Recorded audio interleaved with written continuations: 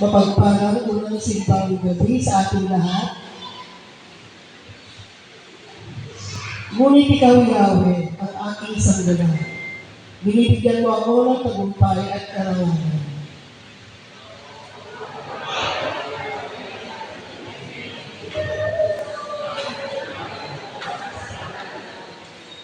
Ako'y nakakatulog at nagigising. Buong gabi si Yahweh ang tumitingin. At awitin ang himno ng papuri, there's a song in the air.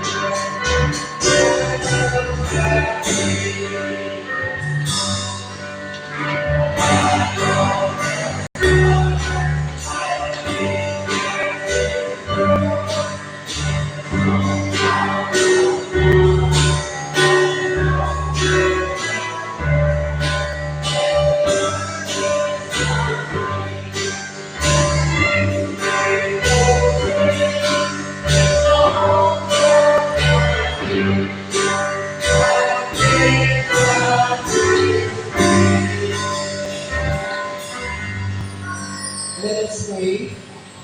Lord of all, as we gather to worship, we ask our hearts to be open to your presence. Fill this place with your spirit and our souls with your peace. As we begin our first day of Misa Regalo, let every song, prayer, and word spoken glorify you and draw us closer in communion with you and each other. In your holy name, we ask all of these things. Amen. May we all be seated.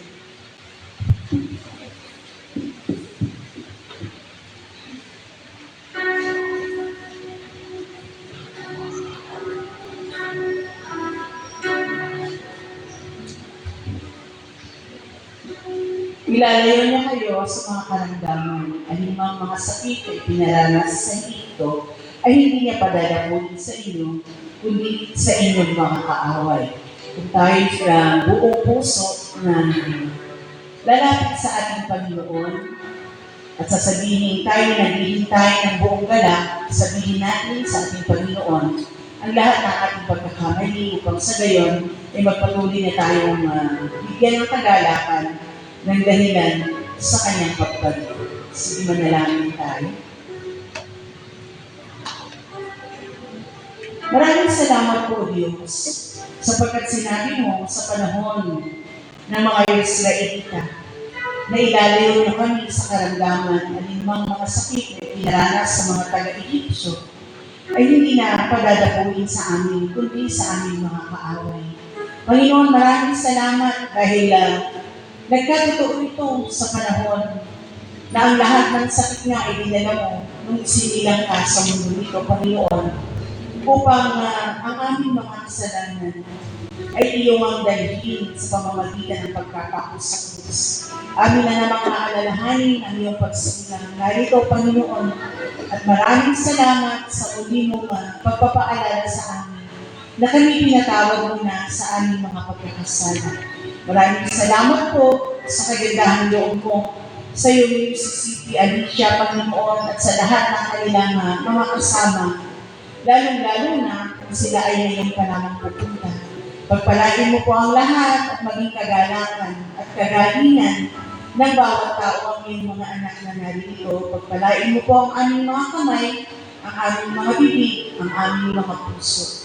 Ang lahat po na iukusal nito, Panginoon, ay magiging kagalingan ng buong sambahayan. Tinataas ka namin, pinasasalamatan ka namin mula ngayon, Panginoon, sa aming unang araw ng unang gabi ng paghihintay hanggang sa iyong kaarawan, purihin ang dakilang pangalan mo.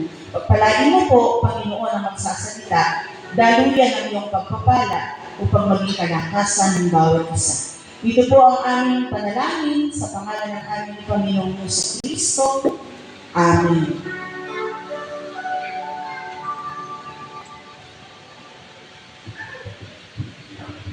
Good evening po.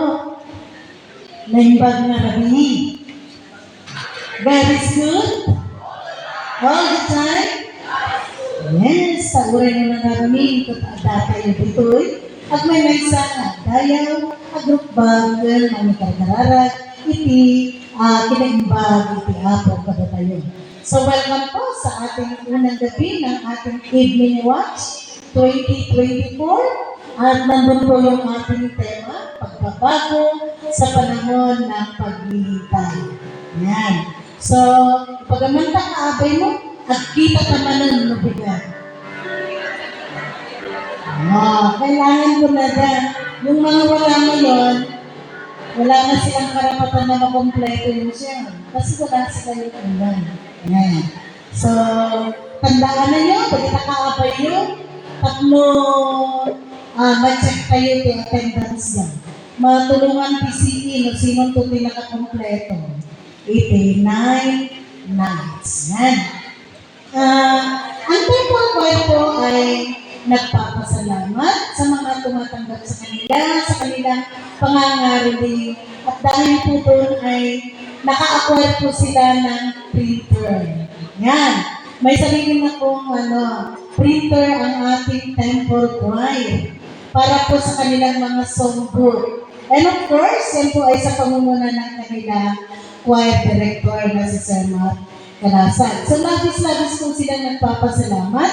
Kaya tuloy-tuloy pa rin po naman ang kanilang pagkatok sa pangangariling. Hindi ko po alam kung matutuloy na po sila ngayon kasi kagabi ay umulan, kaya hindi sila natuloy kagabi. So, kakatok na lang po sila sa inyong pintuan at maraming salamat po sa inyong pagbubukas. Yan.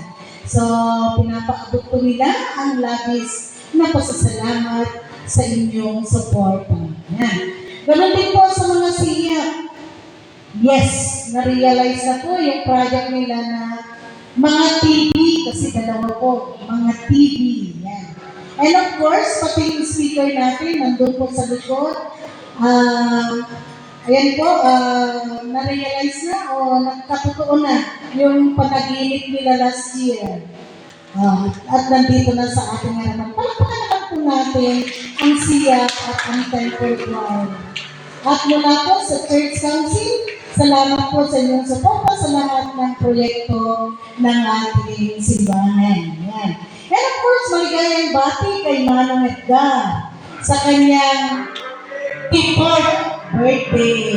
Yan. Happy birthday, Manong Edgar. God will bless you, Lord. Tugtugan mo naman, Manong Edgar, pakantaan baan. Happy birthday to you.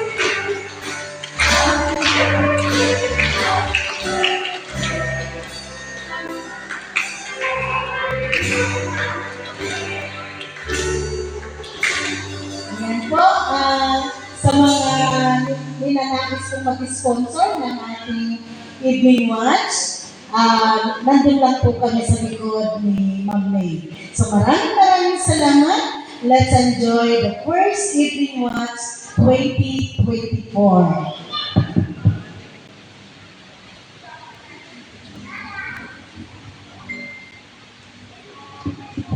Pakinggan po natin ang pagbasa sa batayang teksto ngayong gabi.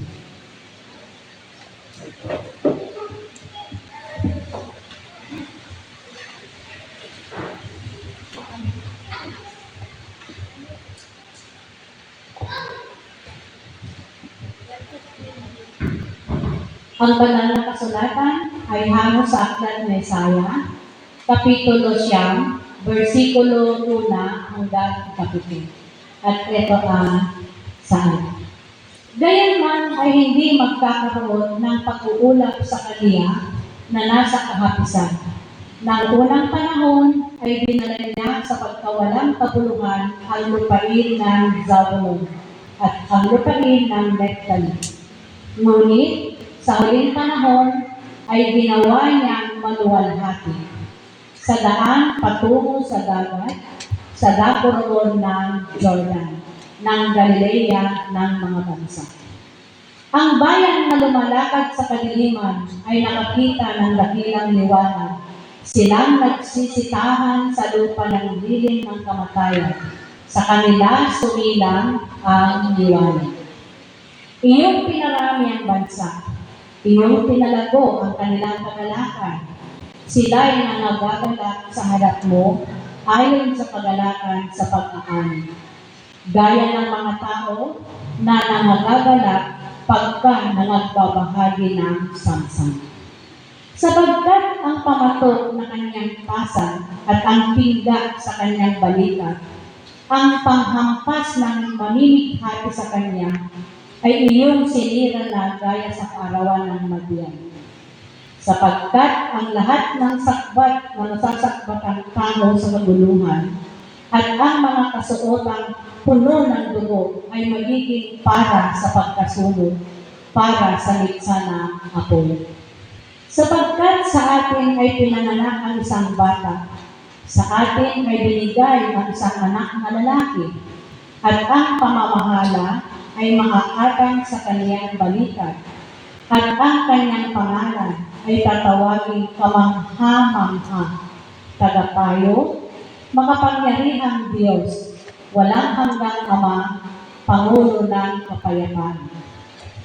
Ang paglago ng kanyang pamamahala at ng kapayapaan ay hindi magkakaroon ng wakas sa luklukan ni David at sa kanyang kaharian upang itatag at upang alalayan ng kahatulan at ng katwiran mula ngayon hanggang sa magpakailanman. Isasagawa ito ng sikap ng Panginoon ng mga hukbo. Ito ang salita ng Diyos.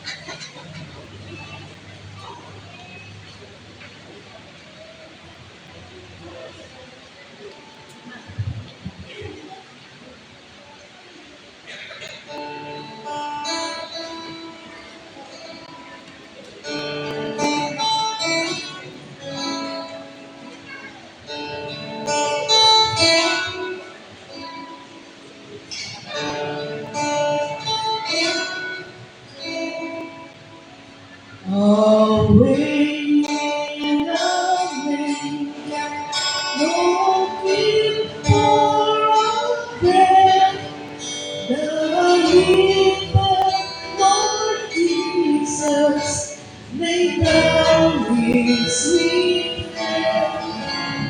The stars in the sky look over his name. The little Lord Jesus, asleep on the hay.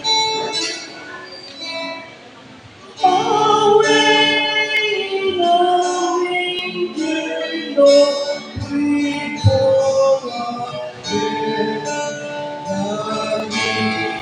their bodies, lay down his sweet hand.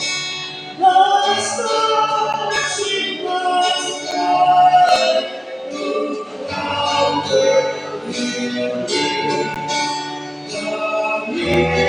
the Lord Jesus, the King of heaven.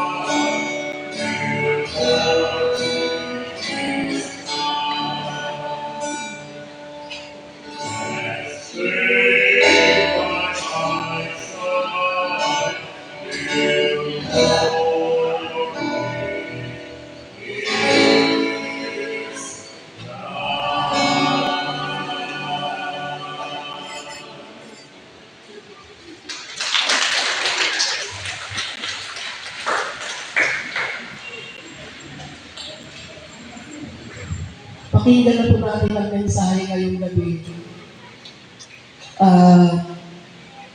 Si Sister Nancy Apolonio ang magsasalita.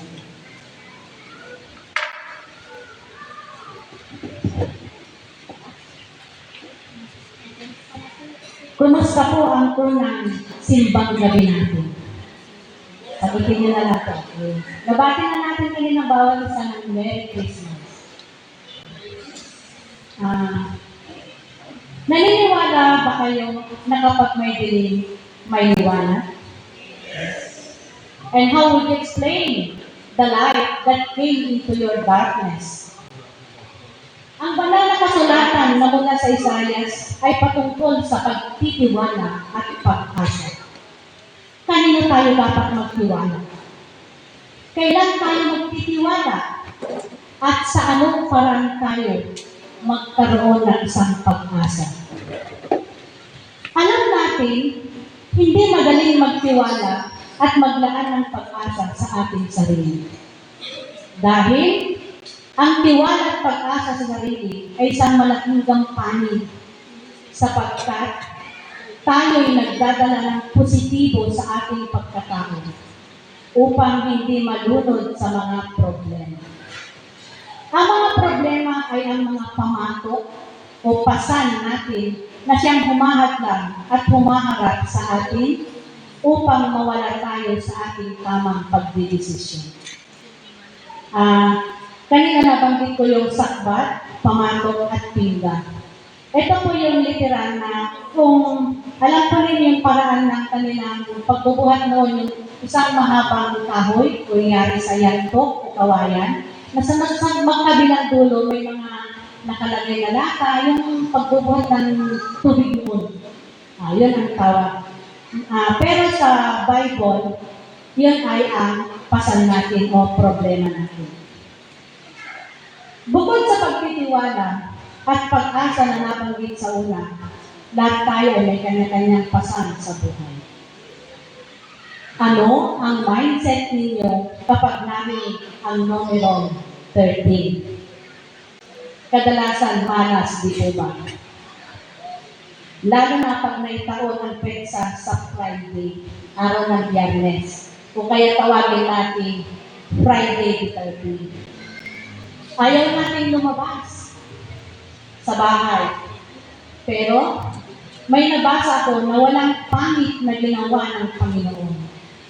Tayo lang ang nagbibigay ng maling interpretasyon. Tama po ba? Okay, may mga promo din tayong narinig. May buy one, take one, at mga bilhin na 3 and 1. Ang mga yon, mabilis natin ina-actionan. Dahil kung minsan, nakakamenos tayo. Meron ba akong ibabahagi sa inyo tungkol sa 2013, 3-in-1 sa buhay ko? Kung paano ang tiwala at pag-asa ay umikot sa aking buhay. February 14, 2013, araw ng mga puso. Yun ang unang chemo ni June. Sabi ni Kuya Ray sa akin noon, dito na lang kayo mag-date sa hospital. Kuya Ray, naalala mo ba yun? Habang nasa proseso ng pagkikemo ng 6 na session, every 21 days cycle yan, umabot ng Hulyo. Tuwing may check-up, sinisingit ko ang aking sarili na magpakita rin sa doktor na hindi alam ng aking pamilya. Ang mindset ko, kailangan malakas ako para sa pamilya ko.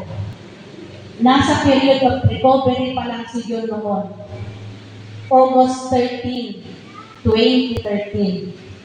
Nakaramdam ako ng matinding pananakit sa aking tiyan sa puso. May nakakapa akong bukol. Nalaman ko, may myoma ako noon. Need ko magpa-opera.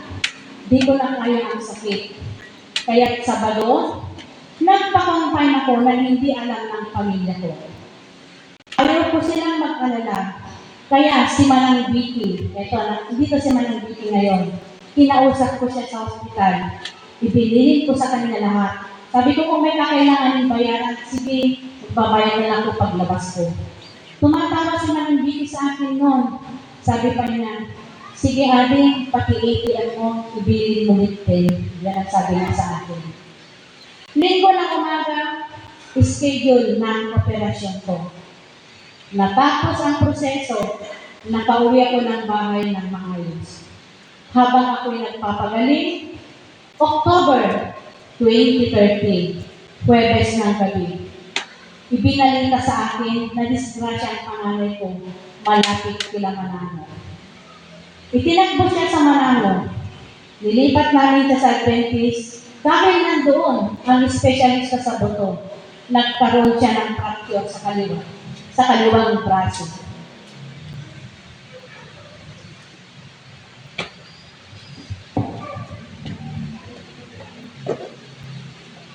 Umaga ng Biyernes, kailangan kong kumilos.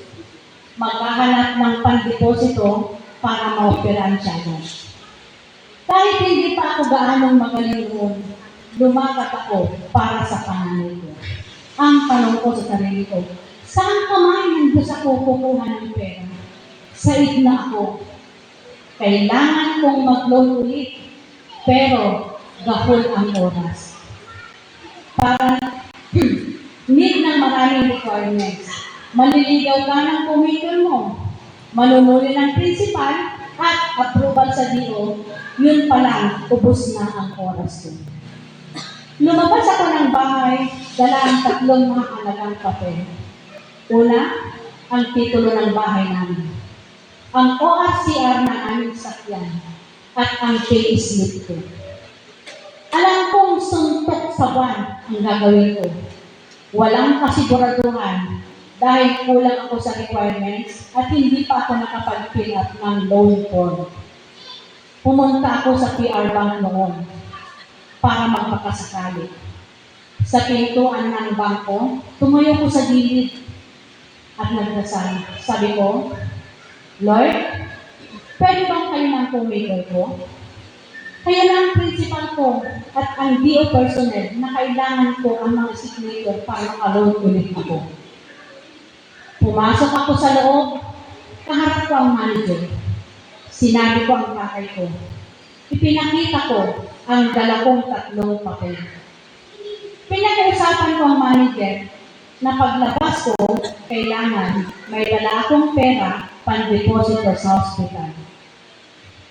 Hindi nagluwag. Kahit kulang ang requirements, napahiraman ako. Pinapirma ako ng promissory note dahil sa tiwala niya sa akin, nagkaroon ako ng pag-asa. Kahit medyo hapon na bumalik ako ng Santiago sa hospital para maihabol ang pag-deposito. Habang kaharap ko ang cashier, kinakanta ko yung kantang God will make a way. At saka, I know my God will make a way for me.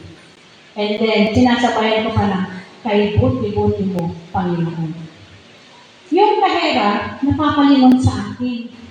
Siguro sa isip niya, napapalingon na ako. Nairaos ang operasyon, gabi ng Biyernes. Kinamagahan ng Sabado. Nakaguli ko para maghanap ng karagdagang pera. Kasama ko na si Tiwala at Pag-asa. Oras pa lang, di pa nagkakapindi. Sumiling, bigat. Ang unang pinuntahan ko, si Raiden. Kasi siya ang kapitan namin ng magsaysay noon. Sinabi ko ang sadya ko. Agad siyang kumuha ng pera sa kaha nila. Wala pa yatang pinumano sa kanilang hardware. Walang pakundangan, inabutan agad ako. Nabuhayan muli ako ng Pag-asa. Habang naglalakad, kumakanta ulit ako. Lahat ng kakilala ko, masalubong sa daan, kinakausap ko. Pati kolektor ang amo.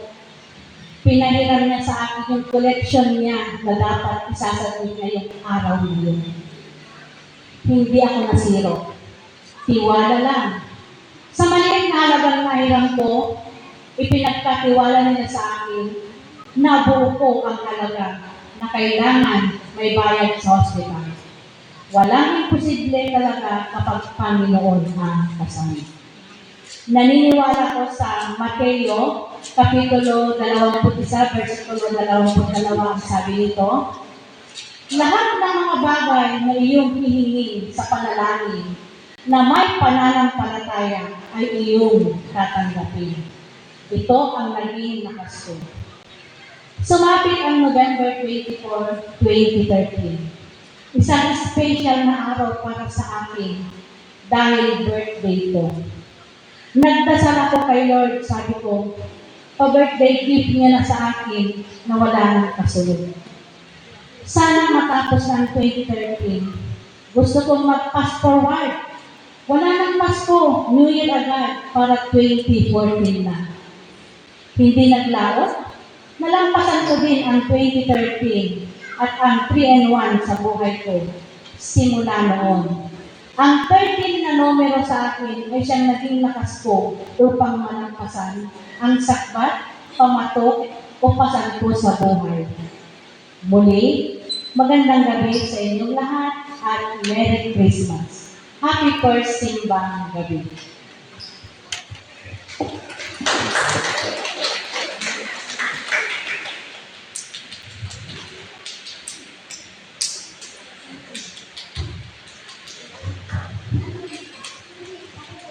At magpasalamat kayo sa Diyos sa lahat ng pagkakataon. Sapagkat ito ang kalooban ng Diyos para sa inyo, sa inyong pakikipag-isa ng Kristo Jesus. Kayo po ang buong kagalatang magsisipaghandog.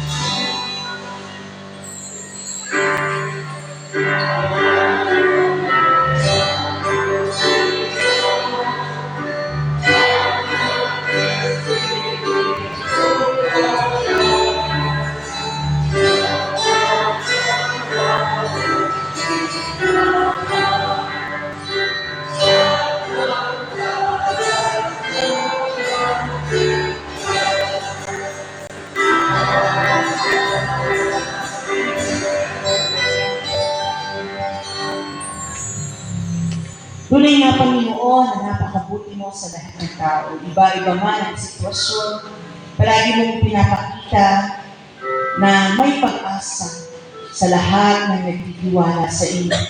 Pagpalain mo nga po, Lord God, ang naging gift ng aming mga puso. Ama namin sa langit, anumang trabaho ang pinagmula dito, anumang mga tindahan o pinagkukunan ng kayamanan ng aking mga kapatid na iyong binabasbasan, pagpalain mo po silang lahat ang namin sa langit. Ang lahat ang nakapagbigay ng material na bagay at lalong-lalo na ang nakapagbigay ng kanilang puso para sa gabi nito. Pagpalain mo po, Panginoon, ang lahat ng inusal na panalangin, pagpalain mo po ang mga awit, lalong-lalo na ang iyong mga salita na lumabas sa iyong alipin. Maging kalakasan po, Panginoon, sa pag-uwi, na ikaw ang aming pag-asa at ikaw ang dapat naming pagtiwalaan, lalong-lalo na pinalalakas mo ang aming kalooban sa pagbabago sa panahon ng paghihintay. Hindi man ngayon ito, Panginoon, where you are processing us, O Lord God, habang kami nakikinig, binibigyan mo kami ng dakilang pag-asa. Maraming salamat po sa dakilang pag-ibig mong hindi nagbabago. Noon, ngayon at magpakailanman, ikaw ang aming Diyos, ikaw ang aming sandigan, ikaw ang aming kalakasan. Maraming salamat po sa pangalan ng aming Panginoong Jesucristo. Tagapin niyo ang pagpapala ng ating Panginoon, maging kalakasan niyo ang bawat salita, maging kalakasan ng bawat isa, ang pag-ibig ng Diyos na hindi nagmamaliw. Samahan kayo sa inyong pag-uwi. Palakasin ang pananampalataya upang maibahagi niyo ito sa iba. Sa ngalan ng Ama, ng Anak at ng Espiritu Santo. Amen.